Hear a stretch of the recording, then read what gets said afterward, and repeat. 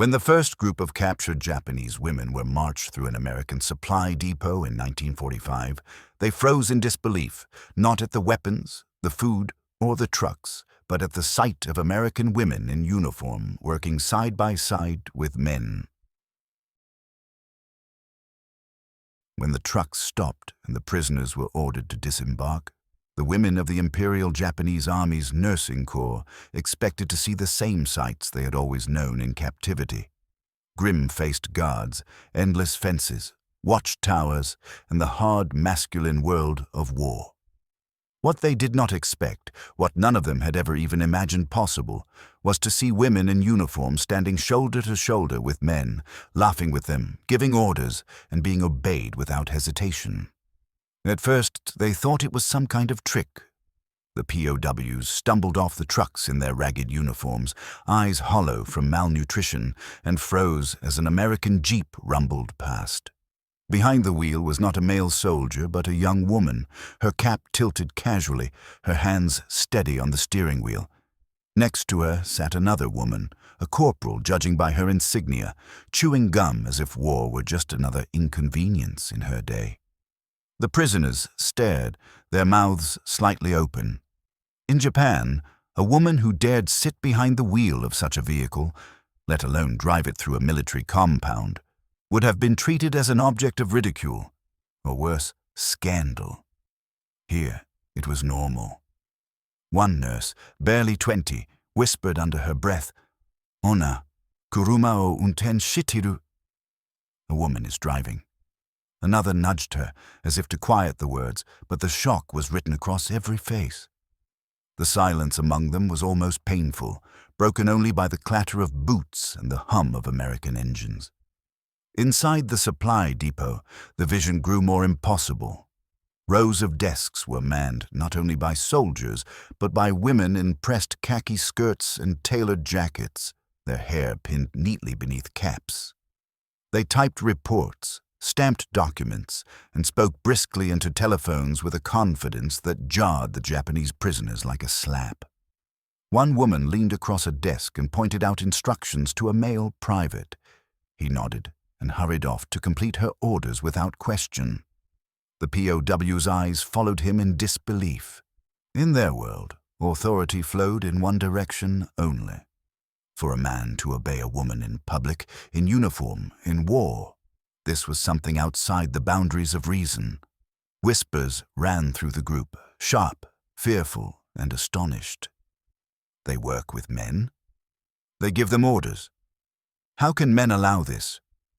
Some shook their heads violently, as if to banish the sight, but their eyes kept returning to the women, drawn by a magnetic force stronger than shame.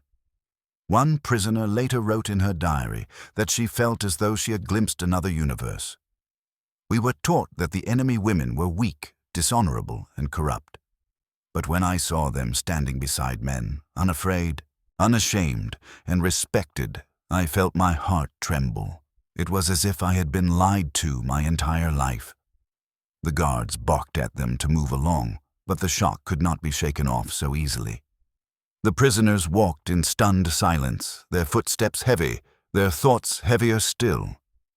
For the first time, many of them felt the weight of defeat not in bombs or starvation, but in this simple truth revealed before their eyes. The enemy had unleashed the strength of women, while Japan had locked theirs away. The humiliation was sharp. Some felt anger, others despair, but beneath it all was something more dangerous to the old order: envy. The American women seemed to exist in a world where their worth was not measured by obedience or silence, but by skill, usefulness, and confidence. It was a freedom so alien that it felt like arrogance. And yet, as the Japanese women were herded deeper into the camp, many could not stop looking back, as if hoping for one more glimpse of that forbidden vision. They had expected captivity to be a chain. Instead, it became a mirror, forcing them to see what they had been denied all their lives. For those women, the true shattering of illusions did not come from surrendering to the Americans. It came from seeing American women walking unafraid in a man's world, and realizing that the empire they had given everything for had never even considered giving them that chance. In the Japan these women had come from, there was no space for what they had just seen. Before the war, their lives had been shaped by an invisible architecture of rules and roles, walls higher and stronger than any fortress. A woman's duty was written in her body, in the way her mother bowed to her father at the table, in the way her teachers praised silence and scolded boldness, in the way the state declared her destiny: serve as a daughter, marry as a wife, bear sons for the emperor, and, if needed, die quietly in sacrifice. They had grown up under the long shadow of the Meiji Civil Code, a law that reduced women to extensions of their fathers and husbands, property dressed in silk. Their lives were rehearsed obedience. At school, the girls recited moral lessons that exalted chastity, loyalty, and humility. At shrines and in classrooms, portraits of the emperor looked down upon them, silent reminders that their value was in their ability to raise soldiers for His Majesty's wars. Even the rare women who were educated beyond the basics of household management were expected to use that knowledge not for themselves, but for the family. Nursing was tolerated, teaching permitted, but always framed as an extension of motherhood. To stand equal with a man was unthinkable. To command one was an impossibility. By the time war came, this cultural script hardened into steel. Military propaganda transformed women into symbols of purity and sacrifice, guardians of the home front, whose sweat in the factories and patience in hunger made the soldiers' courage possible. The state called them good wives, wise mothers, an ancient phrase dressed in modern uniform, and every poster, every radio broadcast reminded them that their worth lay in silent endurance. To fall in love with freedom, to imagine themselves more than wives or widows, was treason against the spirit of the nation. The women who now stood as prisoners had once worn armbands that proclaimed their service as nurses or clerks. They had stitched wounds and written reports, but never as equals. Always as shadows behind the men who fought, always as caretakers of a cause that did not consider them capable of carrying it forward. Their uniforms were a costume of service, not symbols of authority. This was the world they came from, one where a woman driving a jeep, a woman giving orders, a woman laughing unafraid in the presence of men would have been met with outrage or pity. They had been told since childhood that the natural order of the universe placed them beneath. And so when they saw American women walking with heads unbowed, they felt as though they were watching not another army, but another species altogether. They had been told their work was noble. Every order, every bandage wrapped, every report copied by hand was meant to strengthen the empire. The women in uniform, the nurses, the clerks, the auxiliaries wore armbands and insignia, but none of it carried power. Their authority ended the moment a man walked into the room. In hospitals across the Pacific, Japanese nurses bent over dying soldiers, but they answered not to their own judgment, only to the male doctor who issued commands like scripture. In offices, clerks transcribed endless reports and orders, yet never once signed their names beneath them. And in the shadows of the war's darkest corners, thousands of women were forced into roles not of their choosing at all, their bodies weaponized as comfort women, sacrifices not for the battlefield, but for the unspoken hunger of soldiers. This was the contradiction of their service, indispensable yet never respected. They were everywhere and nowhere. The war machine could not function without them, but it would never acknowledge them as equals.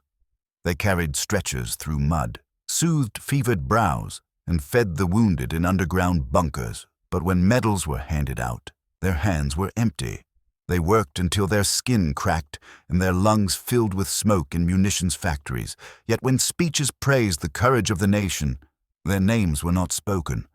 What made the shock of capture even sharper was the image they had been taught of Allied women. Japanese propaganda painted them as fragile dolls, frivolous and soft, too consumed with dancing, makeup, and cigarettes to endure real hardship.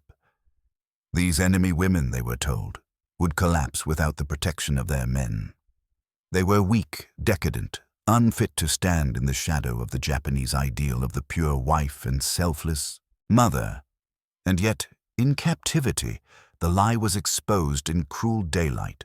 The women the Japanese POWs saw were not fragile ornaments hidden away in houses. They were driving trucks, unloading crates, working radios, bandaging wounds with the same skill and authority as their male counterparts. Some wore grease on their hands from repairing engines. Others barked instructions to male soldiers who obeyed without hesitation. The scene cut against everything the prisoners had believed. For years, they had imagined the Americans as strong men carrying weak women, propping up a society of indulgence. But here was the truth. The Americans had brought their women into the war, not as symbols or servants, but as comrades. The prisoners could not look away. The contradiction of their own service, the years spent laboring, sacrificing, obeying, suddenly felt like a kind of betrayal. They had given everything, but in the world they had left, they would never be allowed to stand where those American women now stood. The first time they saw an American woman give an order to a man, the Japanese prisoners stopped walking. It was not from exhaustion, though their legs were thin and trembling from hunger. It was shock, the kind that steals the breath from your throat. A young American corporal stood with a clipboard in her hands, her voice steady as she directed two male soldiers to carry crates across the yard. They obeyed instantly, with no hesitation, no smirk, no resentment. To the Japanese women looking on, it was as though the world had tilted on its axis. In their lives, such a thing was unthinkable. A man took orders from another man. A woman's voice carried no weight beyond the home. Here, in the middle of a military base, women not only worked, but they also commanded. Radios crackled with female voices issuing coordinates, their tones sharp and sure, without apology. Jeeps roared past with women at the wheel, their hair tucked beneath caps, hands gripping steering wheels that symbolized both power and freedom. For the prisoners, every passing vehicle felt like another blow to everything they had been taught to believe. Some of them lowered their eyes, unwilling to look any longer, afraid that their faces would betray the storm inside. Others stared openly, trying to make sense of what they saw. One whispered, "Are they not ashamed?" Another muttered bitterly, "Their men are weak to allow this." Yet beneath the words lay something darker, more dangerous: doubt. Doubt that the hierarchy they had lived under was natural. Doubt that the sacrifices they had made were valued. Doubt that their obedience had been anything more than chains. The shame was sharpest for the older women. They had spent years bowing to authority, believing their virtue was measured in silence and endurance. To see a woman stand tall before men and not be struck down, not be ridiculed, not be shamed, but obeyed, this pierced deeper than hunger or defeat. It was not just foreign, it was humiliating. And yet, beneath the humiliation was awe. The American women moved with ease, their laughter unguarded, their confidence unshaken by the presence of men. They carried themselves as if equality were not a prize won in secret rebellion, but a birthright. The Japanese prisoners, walking in silence behind barbed wire, felt the sting of envy burn in their chests. Resentment rose too. Some clung to the belief that this was corruption, that American men were dishonored for yielding authority to women. But even in resentment, the image of those women lingered. Days later, weeks later, the prisoners still whispered about them in the dark of the barracks. They argued, they denied, but they remembered. For the first time, they had seen what equality looked like, and it haunted them more than defeat itself. For years, they had been told stories that painted the enemy in grotesque colors. The posters in Tokyo showed American women with painted lips and exposed legs, clinging to men with desperate hunger, their smiles corrupted by greed and lust. Radio broadcasts described them as frivolous creatures, too obsessed with fashion and luxury to endure hardship, women who would collapse without the protection of their men. In classrooms and barracks alike, they had been fed this image until it felt like truth. America was strong only because its men fought. Its women were weak, spoiled, and helpless. But captivity stripped those illusions bare. Every day the prisoners were confronted with scenes that clashed violently against the propaganda of their youth. The American women they saw did not stumble under the weight of their duties, nor shrink from labor. They drove jeeps across muddy roads with calm precision, handled heavy crates with practiced efficiency, and worked in offices where their voices carried the same authority as the men around them. Far from weak, they radiated a confidence that unsettled the Japanese women more deeply than any defeat on the battlefield. The contradiction gnawed at them. Had their leaders lied, or had they themselves been blind, clinging to comforting illusions while the enemy quietly reshaped the world? Some of the younger prisoners whispered in the barracks at night, their voices trembling with something between wonder and fear. They told us the enemy women were like dolls. One said, "But these women are not dolls. They are soldiers without rifles." Others resisted the truth with fury. They muttered that what they saw was a facade, that American men secretly despised these women and that their authority was an illusion. But deep down, even the most stubborn could not escape the evidence before their eyes. The men obeyed. The women stood unashamed. The old caricatures no longer fit. The collapse of propaganda was not sudden but relentless. Every day chipped away at the foundation until the walls of belief crumbled. What they had once accepted as reality was revealed as theater, carefully constructed to protect their obedience. The bitterness of that realization cut deeper than hunger. They had endured air raids and starvation, believing they were morally superior, that their sacrifice was in service of a purer, stronger culture.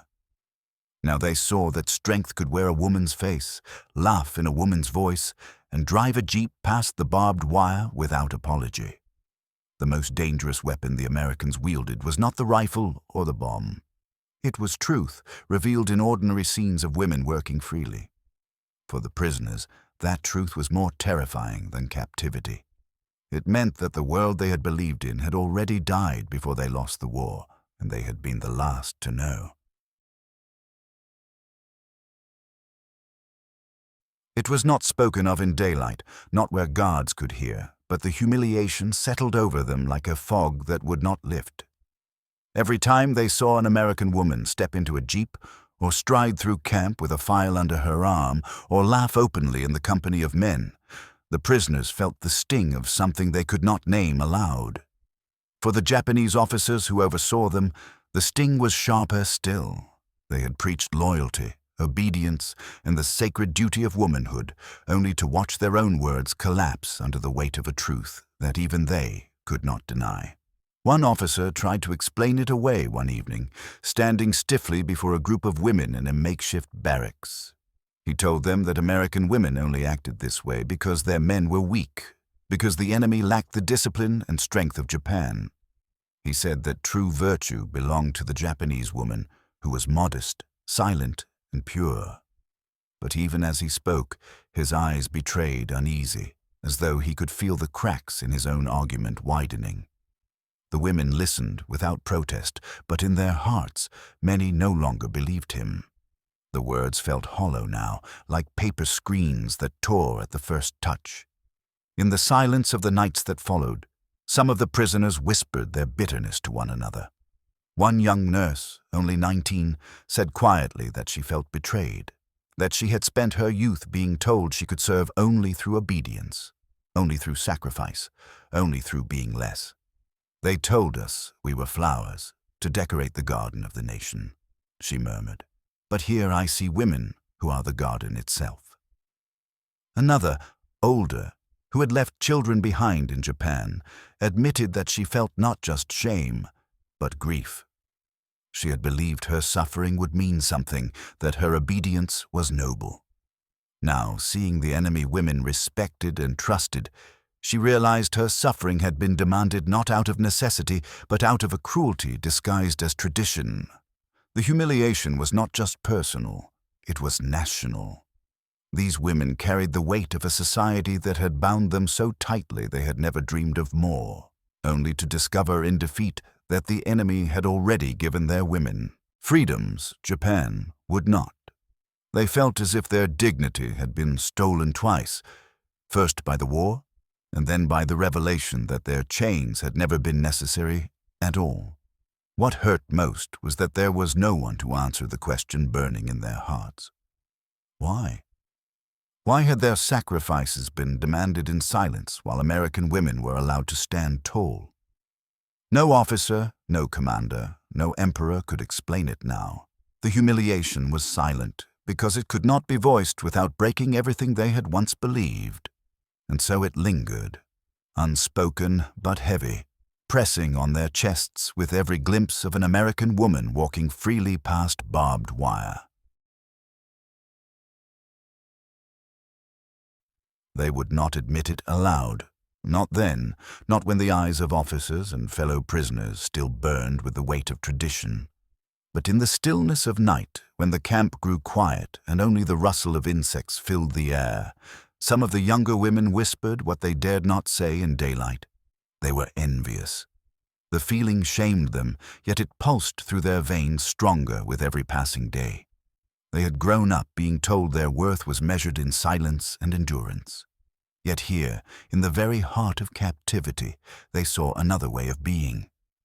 American women walked among men without hesitation, their laughter unrestrained, their authority unquestioned.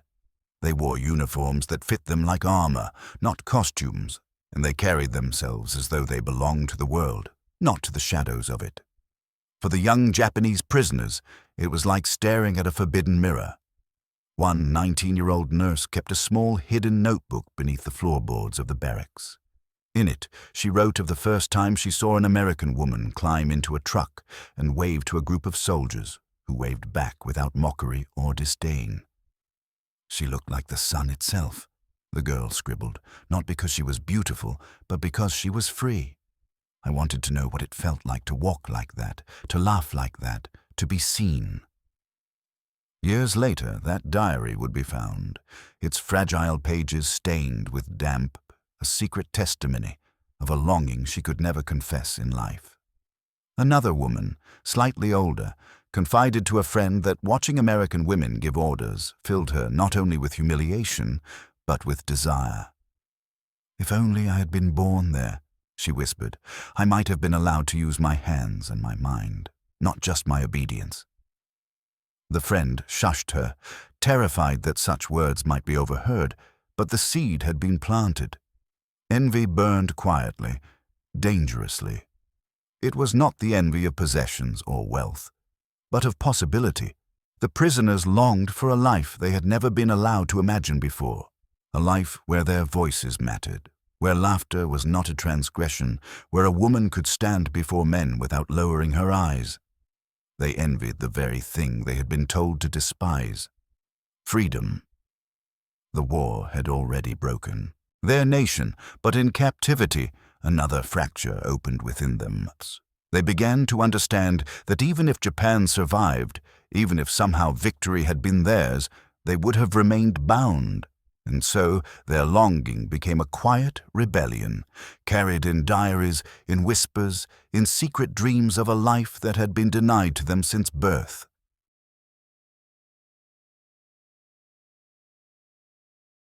The deeper the prisoners thought about it, the more bitter the realization became.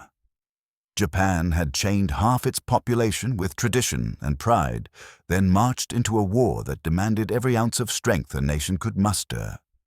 While American women swung hammers in factories, welded steel in shipyards, and filled assembly lines with the rhythm of war production, Japanese women were told their greatest duty was to wait in silence, to endure, to be ornaments of sacrifice rather than instruments of power. The empire had bound their hands and called it virtue, but in truth it was weakness disguised as honor. News trickled into the camps, whispered by guards or overheard in fragments.